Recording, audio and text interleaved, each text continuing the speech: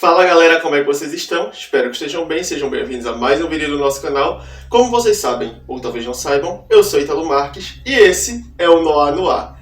E hoje nós vamos falar sobre a sequência de um filme que foi bastante aclamado por público e crítica quando foi lançado, embora tenha dividido opiniões e tenha gente que também não gosta dele, assim como tem gente que gosta muito, por dizer que entendeu melhor o que a história queria passar. Então estamos aqui para consolidar isso com esse segundo capítulo que prometeu trazer muito mais dessa história e desenvolvê-la mais ainda. É claro que eu estou falando de Duna, parte 2. Então se você quer saber o que eu achei sobre esse novo filme, é só aguardar aí para depois da vinheta.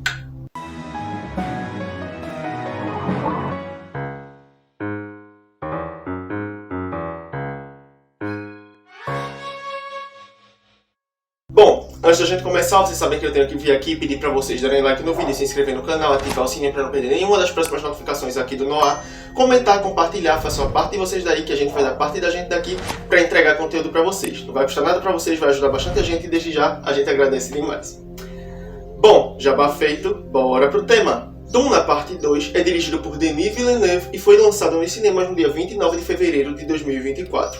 E esse segundo filme parte do ponto em que o primeiro terminou ali, depois do massacre da Casa Atreides. A gente vê no primeiro filme que os Harkonnen articulam tudo aquilo ali e eles conseguem dizimar quase toda a família Atreides, com exceção de Paul Atreides e da mãe dele, que conseguem fugir pelo deserto, para eles poderem controlar ali Arrakis e o depósito de especiarias e a extração das especiarias, que é o grande mote financeiro e o símbolo de poder daquele mundo ali, daquela realidade em que eles vivem. Então a gente vê que a família sofreu esse massacre, a gente presencia isso ali na segunda metade do primeiro filme, e a partir daí a gente tem Paul e a mãe dele se associando à tribo dos Fremen, que vivem ali no deserto de Arrakis. São pessoas independentes, que eles não obedecem a ninguém, eles são totalmente desvinculados da sociedade ali que toma conta de Arrakis e daquele universo todo.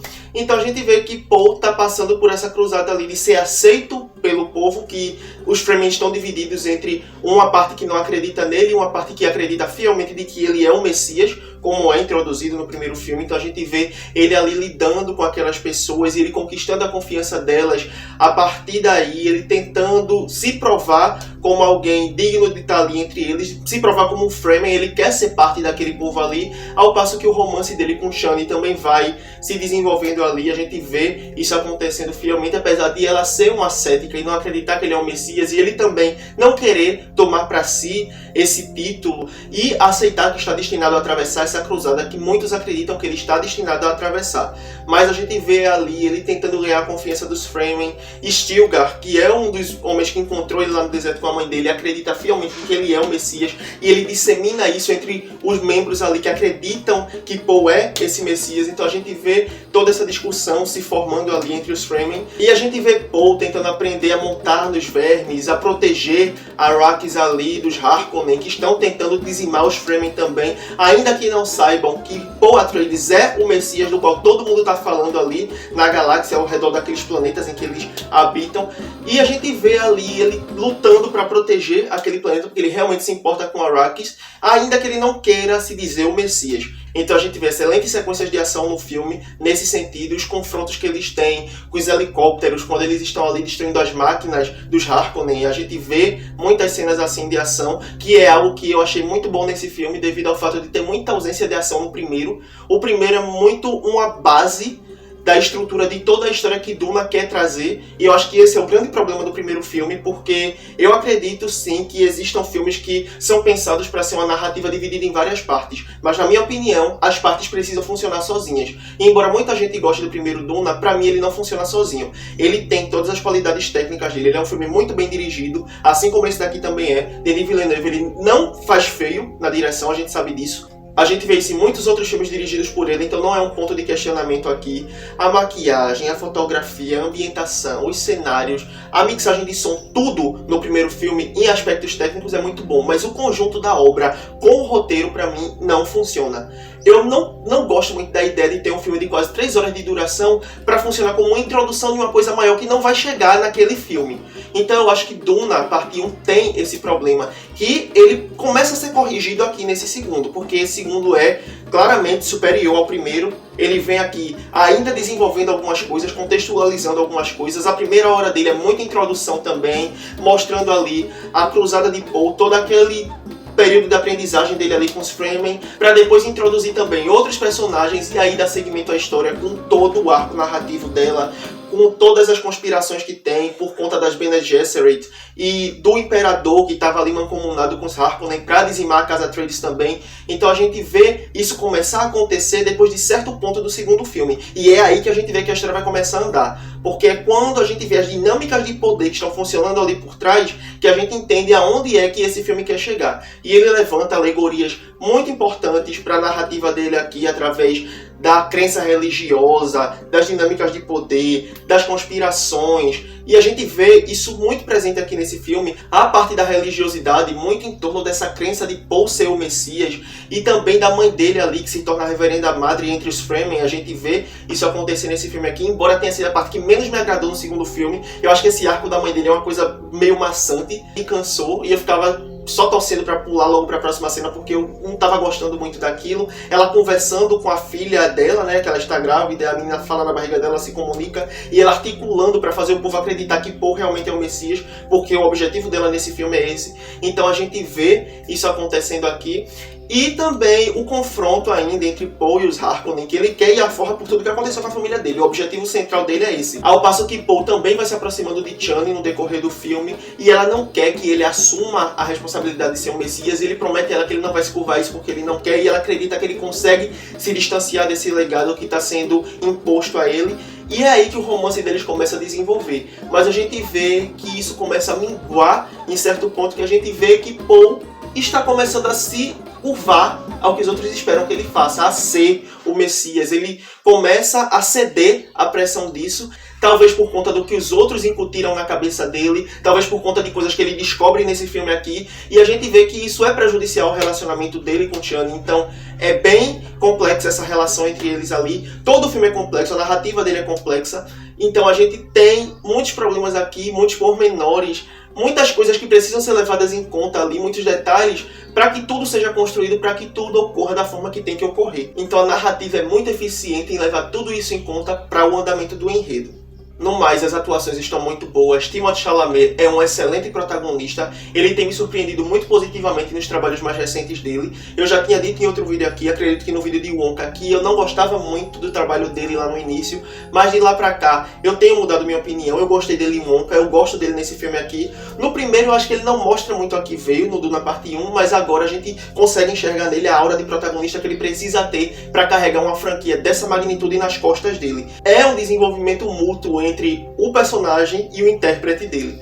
Foi muito bom ver ele em tela nesse filme aqui, assim como Zendaya também, que tem uma participação maior nesse segundo filme aqui. Todo mundo criou grande expectativa nela no Duna parte 1 e ela só aparece ali nos 5 minutos finais. Mas aqui ela tem uma participação maior, uma voz maior também da personagem. E é sempre muito bom ver ela em cena, a gente sabe que ela é uma atriz excelente, ninguém questiona isso. Rebecca Ferguson também, Dave Bautista, Christopher Walken, Florence Pugh e Austin Butler, que entram nesse filme aqui pra somar no elenco. Eles também são muito bons em cena. Embora Florence não seja uma personagem com um grande papel nesse filme aqui, mas acredito que ela vai ser mais desenvolvida daqui pra frente. A gente tem ela ali afiando as garras dela nas dinâmicas de poder ali de Arrakis e de tudo que permeia aquele mundo, a forma como ela tá ali a par de tudo que as Bene Gesserit estão querendo fazer. Então a gente vê que agora é que ela vai começar a ter de fato um papel importante em toda essa dinâmica ali entre aqueles personagens. Já Austin Butler vem para representar o oponente físico de Poe, que é Feyd-Rautha, que é o Nabarão dos Harkonnen, ele é sobrinho do Barão, e a gente vê ele ali como um personagem extremamente malicioso. Ele é psicótico, ele é violento, ele é meio doentio e ele tem excelentes cenas. Ele demora a aparecer no filme, acredito que ele aparece lá na altura de 1h30 de filme já, mas quando ele entra a gente vê que ele consegue atrair a atenção para si. A cena de confronto dele ali naquela arena ali que os Harkonnen estão fazendo no aniversário dele, onde ele tem que enfrentar os últimos 3 Atreides que eles acham que existem, que eles acham que estão vivos, quando eles ainda não têm conhecimento de que Poe e que a mãe dele ainda estão vivos. A gente tem uma cena de confronto incrível ali, em questão de fotografia, da coreografia da luta, de tudo, da maquiagem. Austin está irreconhecível nesse filme aqui. Ele tá feio.